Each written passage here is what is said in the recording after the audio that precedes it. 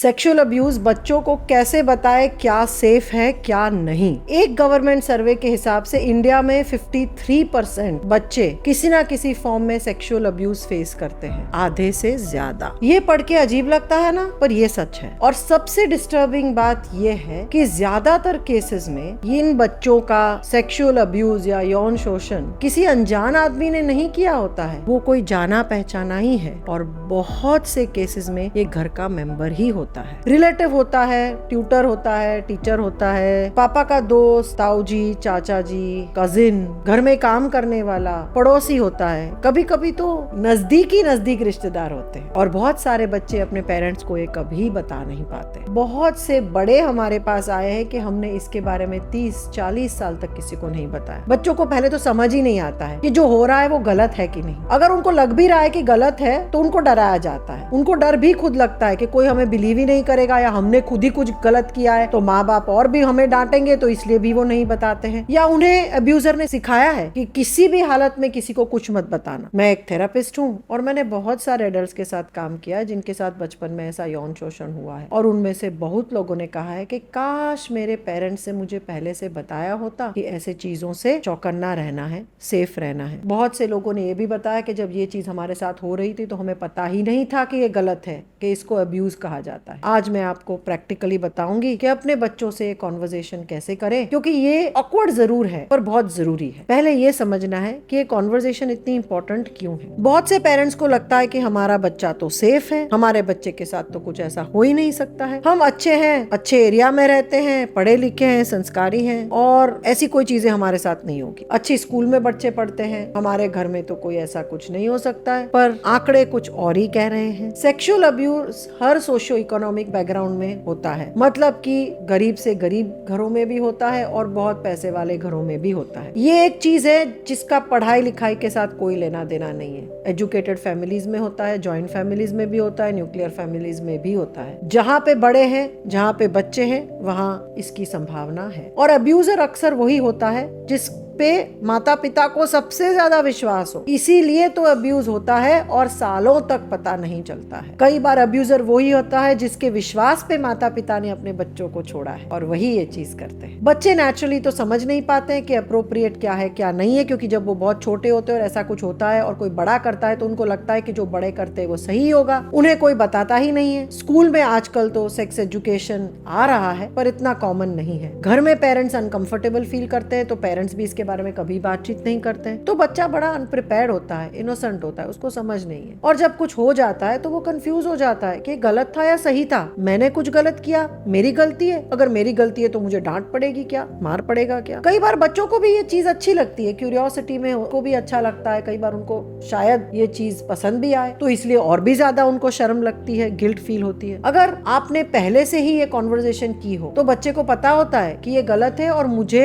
Mummy papa को ऐसा कुछ हुआ तो बताना है। अब बात करते हैं कि प्रैक्टिकली ये कॉन्वर्सेशन कैसे करें, एज वाइज क्या बोलना चाहिए। देखिए, 3 से 5 साल के बच्चों के साथ इस टॉपिक को किस तरह से छेड़ा जाए। इस एज में बहुत ही सिंपल भाषा में बातचीत करनी है। पहले तो शरीर के हमारे अंगों को प्रॉपर नाम सिखाना है उनको। प्राइवेट पार्ट्स को शेम या वो वाली जगह ऐसा कुछ मत कहो, प्रॉपर नाम सिखाओ। ये प्रॉपर नाम देना बहुत जरूरी है, इसमें कोई शर्म वाली बात नहीं है। फिर उनको ये बताना और समझाना जरूरी है कि कई बॉडी पार्ट्स प्राइवेट होते हैं जो कपड़ों से हम ढक के रखते हैं। ये पार्ट्स सिर्फ हमारे लिए है, सिर्फ हम इन्हें छू सकते हैं, दूसरे नहीं। या तो सिर्फ मम्मी छू सकती है या सिर्फ पापा टच कर सकते हैं और कोई नहीं। और अगर कोई ये प्राइवेट पार्ट्स को टच भी करे तो हमें बताना है, ये नहीं अलाउ करना है। और हम भी या बच्चा भी किस तरह से प्राइवेट पार्ट्स को ना टच करे वो भी सिखाना है। बच्चों को अगर कोई तुम्हें वहां टच करे तो तुम्हें तुरंत मम्मी को बताना है, टीचर को बता देना है, इस तरह का कुछ सिखाना है। तुम किसी भी मुसीबत में नहीं पड़ोगे, कोई तुम्हें डांटेगा नहीं, हम तुम्हें डांटेंगे नहीं, हम तुम्हें चिल्लाएंगे नहीं, पर ऐसा कुछ हो तो हमें बिना डरे हमें बताना है। 6 से 10 साल के बच्चे के साथ क्या करना चाहिए, अब इस एज में थोड़ा सा डिटेल में बात कर सकते हैं क्योंकि बच्चे थोड़े बड़े हैं। गुड टच और बैड टच एक्सप्लेन करो। गुड टच वो जो होता है जिससे आप कंफर्टेबल फील करते हो, जैसे मम्मी हक करती है, पापा हक करते हैं, दोस्तों के साथ जब आप कभी हक करते हो, कभी हाथ पकड़ते हो, भागते हो। बैड टच वो तो होता है जो आपको अच्छा नहीं लगता है, जो कंफ्यूजिंग लगे। अगर कोई आपको बोले कि इसके बारे में मत बताओ, सीक्रेट रखने के लिए कोई आपको बताए, तो इसको भी बैड टच कहते हैं। चाहे वो अंकल हो हो, चाहे आंटी हो, चाहे टीचर हो, चाहे कजिन हो, चाहे पापा के बेस्ट फ्रेंड हो, अगर पड़ोसी हो, कोई भी तुमसे अगर कोई चीज छुपाने के लिए कहे, बोले कि किसी को ये टच के बारे में मत बताना, किसी को हमने जो क्या किया उसके बारे में मत बताना, तो ये सीक्रेट नहीं रखनी है, तुरंत मम्मी पापा को बताना है। मम्मी पापा आपको कुछ भी नहीं कहेंगे। रोल प्ले करो, पूछो कि अगर ऐसा कुछ तुम्हारे साथ हुआ तो क्या करोगे। उनको प्रैक्टिस करवाओ, ना बोलने की प्रैक्टिस करवाओ, वहां से भाग जाने की प्रैक्टिस करवाओ। प्रैक्टिस करवाओ कि किस तरह से आप मम्मी पापा को बता दोगे इमीडिएटली। 11 से ऊपर अगर बड़े बच्चे हैं तो इनके साथ कंसेंट के बारे में बात करनी है। बताओ कि तुम्हारे बॉडी तुम्हारा है, अगर तुम्हारी मर्जी के खिलाफ कोई भी, चाहे कोई बड़ा हो, छोटा हो, फ्रेंड भी हो, क्लोज फ्रेंड भी हो, तो वो नहीं टच कर सकता है। अगर गर्लफ्रेंड भी हो, बॉयफ्रेंड भी हो, तो तुम्हारी मर्जी के बिना उनको अलाउड नहीं है ये पार्ट्स टच करना। उनको ऑनलाइन सेफ्टी के बारे में बताओ, सेक्सुअल सेफ्टी के बारे में एजुकेट करो। कोई फोटोज आपके मांगे बिना कपड़े के तो ये फोटोज मत भेजो। कोई अनकंफर्टेबल मैसेज करे आपको, कोई ऐसी गलत चीजें, गंदी चीजें मैसेज करे, अगर ऐसे गंदे फोटोज भेजे तो वो भी आप मम्मी पापा को बताओ। हम आपको नहीं डांटेंगे, ये आपकी गलती नहीं है, पर ये गलत है। बताओ कि अगर कभी भी कुछ हो गया है, पास्ट में भी कुछ हुआ है, तो आगे भी जाके आप मम्मी पापा से शेयर कर सकते हो। हम आपको डांटेंगे नहीं, जज नहीं करेंगे, हम आपके साथ है, आपकी साइड पे है हमेशा। अब कुछ इंपॉर्टेंट पॉइंट्स जो पेरेंट्स को याद रखने चाहिए इस मामले में। पहला कि ये जो होता है सेक्सुअल अब्यूज या यौन शोषण, वो और इसकी जो बातचीत है वो एक ही बात में खत्म करके टिक करके बंद नहीं कर देनी। छोटे बच्चों में एक बार से कभी समझ नहीं आती है, तो ये चीज बार बार, स्पेशली छोटे बच्चों के साथ, बड़े बच्चों को एक बार बोलो तो समझ आता है, बट छोटे बच्चों के साथ ये बात बार बार करनी है। बार बार कैजुअली एज के हिसाब से ये टॉपिक छेड़ना चाहिए। इसके बारे में नॉर्मली बात करनी चाहिए। एग्जाम्पल्स देके बात कर सकते हो, कहानियां सुना के बात कर सकते हो। दूसरा कि बच्चा जो भी बोले उनकी बात सुनो। अगर बच्चा आगे कुछ बताए तो पहले रिएक्शन या डाउट मत करो। सच बोल रहा है क्या, इसमें तुमने जरूर कुछ गलत किया होगा, ऐसा कैसे हो सकता है, ये अंकल आंटी ऐसे कैसे कर सकते, तुम्हारी कुछ गलती होगी, ऐसी चीजें मत करो। पहले सुनो, बिलीव करो, सपोर्ट करो, वेरीफाई करो, जानकारी लो और बच्चे की बात सुनो। बहुत सारे एडल्ट्स मुझे बताते हैं कि उन्होंने पेरेंट्स से बताया था, पर पेरेंट्स से फिर भी उनकी बात ही नहीं सुनी, उनको बिलीव ही नहीं किया, या तो इग्नोर कर दिया, ये बोला कि चुप रहो, घर की इज्जत का सवाल है, बुरा लगेगा, फैमिली की नाक कटेगी, तो इसके बारे में किसी को भी नहीं बताना है। ये सबसे बड़ा ट्रॉमा है बच्चे के लिए। बच्चा इस इंसिडेंट की शर्म लेके पूरी जिंदगी निकाल देता है और इससे मेंटल हेल्थ पे भी असर पड़ता है, इससे एडिक्शंस की भी रिस्क होती है। तीसरा, प्रोटेक्टिव मेजर लो। बच्चे को अकेले बड़े रिश्तेदारों के साथ मत छोड़ो। अगर आपका बच्चा छोटा है तो कोई अकेले टीनेजर कजिन के साथ भी अकेले मत छोड़ो, अकेले मत सोने दो। किसी को घर भेजो तो इंश्योर करो कि वो घर में कोई बड़ा ट्रस्टेड एडल्ट है सुपरवाइज करने के लिए। घर में काम करने वाले अगर लड़के हैं, काम करने वाली बाई हैं या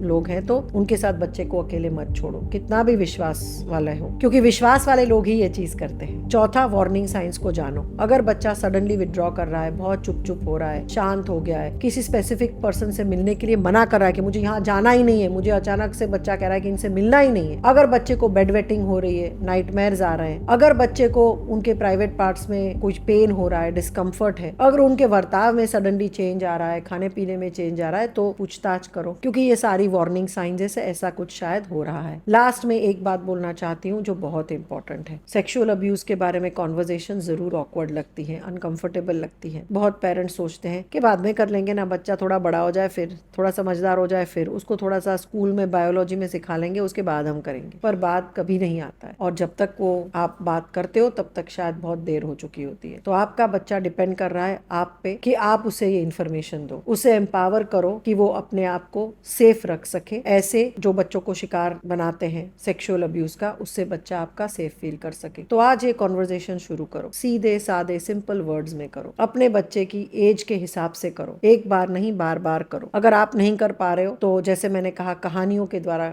करवाओ। ऐसे वीडियोस भी आते हैं जिससे बच्चे को ये चीजें सिखाई जाती है। बहुत सारे रिसोर्सेज अवेलेबल है, क्योंकि अवेयर बच्चे हैं वो सेफ बच्चे हैं, अवेयर माँ बाप हैं तो उनके बच्चे भी सेफ हैं। अगर आपको ये वीडियोस पसंद आई हैं तो मेरी ये चैनल को सब्सक्राइब करना ना भूलिएगा, जहाँ पे मैं मेंटल हेल्थ और पेरेंटिंग के बहुत सारे ऐसे इंफॉर्मेशन और वीडियो शेयर करती हूँ। कमेंट्स में जरूर लिखिए कि क्या आपने इसके बारे में बातचीत छेड़ी है अपने बच्चों के साथ। अगर आपके कोई और ऐसे आइडियाज हैं जिसके बारे में आप शेयर करना चाहें मेरे साथ और पेरेंट्स के साथ, तो वो भी कमेंट्स में लिखिए। अगर आप ऐसे पेरेंट्स को जानते हो जिनको इन वीडियो से फायदा होगा, तो ये वीडियो शेयर करना ना भूलिएगा उन सारे माँ बापों से जिनको इस वीडियो से बेनिफिट होगा। अगर आप समझना चाहते हैं कि बचपन का एक्सपीरियंस एक्सपीरियंस एडल्ट लाइफ में किस तरह से अफेक्ट करता है और अपने अंदर के घायल बच्चे को, वुंडेड इनर चाइल्ड को किस तरह से हील कर सकते हो। तो मैंने एक वीडियो बनाई है इनर चाइल्ड हीलिंग के बारे में, इस लिंक पे जरूर क्लिक कीजिए। और ये वीडियो में मैंने एक्सप्लेन किया है कि किस प्रोसेस से, अगर आपके अंदर भी ऐसा एक घायल बच्चा है जिसके साथ ऐसा कुछ हुआ है, तो किस तरह से आप अपने आप वो बच्चे को, अपने खुद के वो घायल इनर चाइल्ड को हील कर सकते हो। तो ये वीडियो जरूर देखना, लाइक कीजिए, सब्सक्राइब कीजिए,